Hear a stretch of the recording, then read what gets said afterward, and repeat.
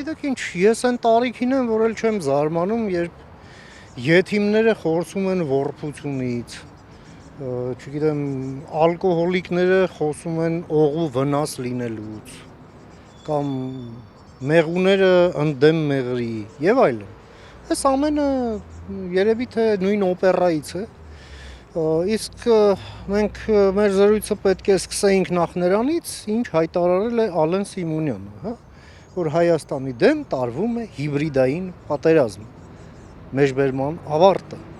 եւ դրա հետ կապված որևէ մեկը որևէ բան չի հերքել, դա ոչ թե Ալեն Սիմոնյան քաղաքական գործ չի կամ քաղաքացու պատկերացումն է, այլ իր պաշտոնն այնպիսին է, որ դա Հայաստանի Հանրապետության պաշտոնական դիրքորոշումն է, որից պետք է հետևեն գործողություններ։ Ինչ գործողություններ։ Մենք խոսել ենք դրա մասին, խոսենք եւս, բայց մենք տեսնում ենք, որ այո, այդ հիբրիդային պատերազմի շրջանակներում էլ տեղի են ունենում այն նման